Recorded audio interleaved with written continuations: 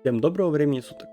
Как-то раз, вечером выходного дня, я, как обычно, сидел в Дискорде и думал, по какой же игре сделать видос.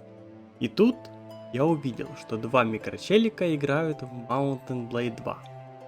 Один из них Серега, жесткий кузнец, и Хомяк, новичок, которому мы с Серегой давали советы. Тут мне стало интересно, сколько времени мне надо, чтобы захватить замок и город, и как сильно прокачается мой персонаж. Так как я любитель лучников, мой выбор пал на ботанских фианов. И нанимать мы будем только их. Посмотрим, как быстро мне это удастся. Все начинается с создания персонажа. Главного героя решил назвать в честь Сереги. Появившись в Кальрадии, рядом с городом Марунат, сразу же заглянул в него.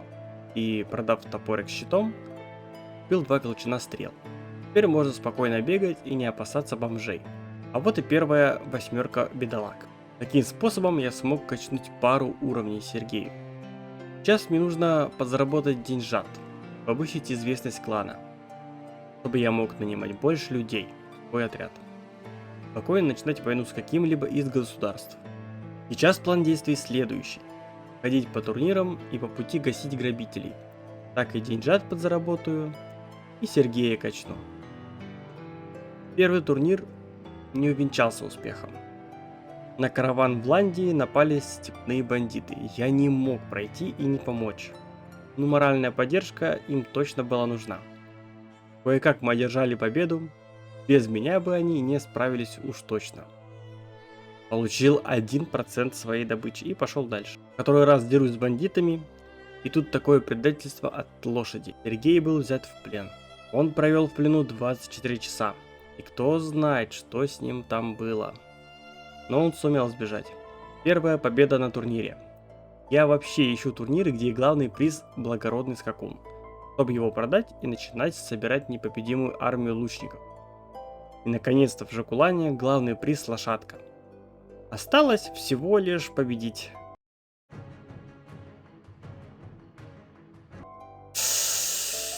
Не повезло, не фартануло.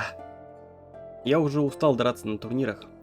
Лошадь так и не попадалась. Пойду с 2 касиками в кармане собирать мини-армию. Первая битва против бандосов. И как же приятно спокойно стоять и побеждать этих дебильчиков. Напал на лагерь бандитов, но на дуэль с главарем не вышел. По одной простой причине. У меня нет оружия ближнего боя. Но мои ребятки справились, я в них не сомневался. Но вот с главарем лесных бандитов я уже вышел раз на раз.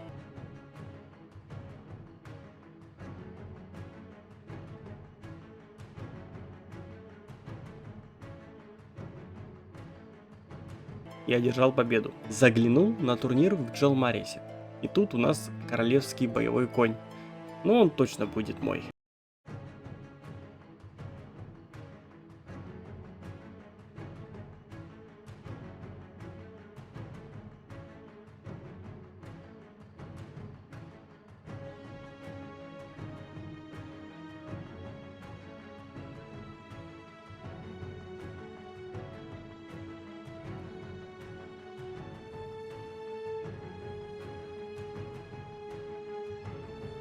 Победив, получил коняшку и уже повысил известность клана до 1 уровня. И увеличил размер отряда. Продал коняшку, получил 16к. Сейчас пойдет дело. Набрав воинов, начинаю войну с Западной империей. Но захватывать я их не буду. На них я хочу чисто заработать денег и прокачать отряд. Лордов не беру в плен. Отпускаю и качаю таким образом обаяние. Вылавливал плюс-минус отряды по размеру, как мой. Но тут 2 отряда решили напасть на меня. У них 116 человек и у меня 69. Выставил своих воинов и жду, пока они подойдут ко мне. Как только они попали в наше поле зрения, мы открыли огонь. И таким образом убили половину их армии. Пора идти в ближний бой.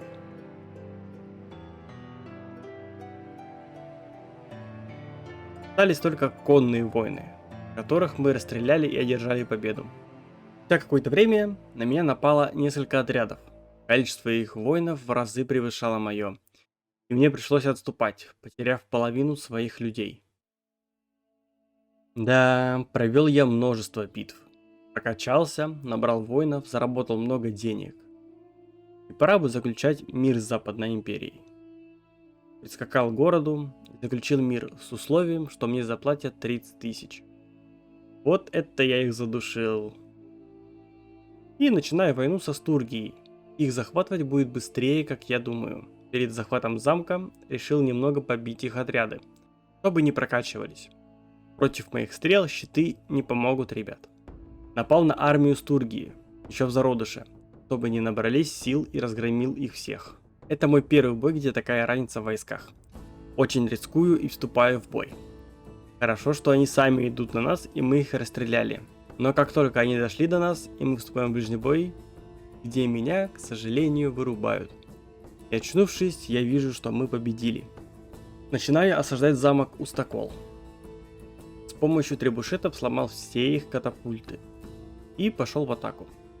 Поставил своих воинов перед стеной, чтобы они вели непрерывный огонь. А сам с требушета помогу вам. Большую часть мы уже зафигачили. Пора лезть на стены. Пока мои воины пытаются прорваться, я веду огонь по лучникам. Попытался отвлечь их на себя и спустился вниз, вступив в ближний бой. Замок был захвачен.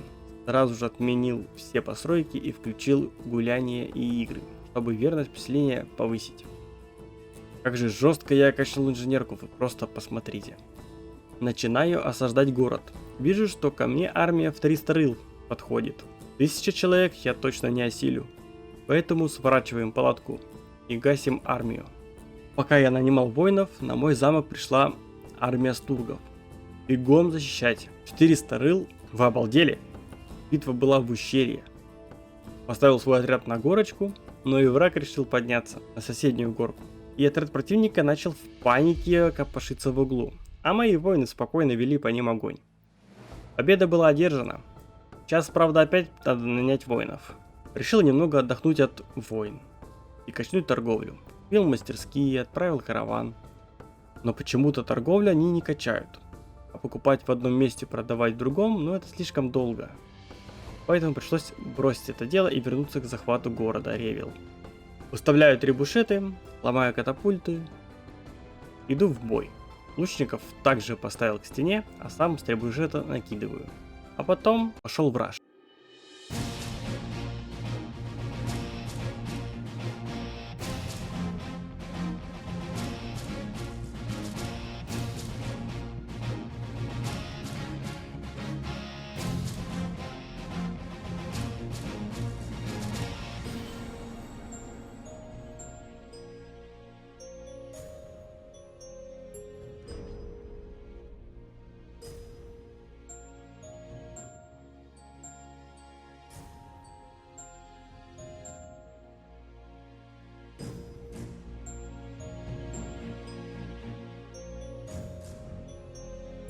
Город Ревил был захвачен. Мне понадобилось 8 часов реального времени, чтобы захватить один город и один замок.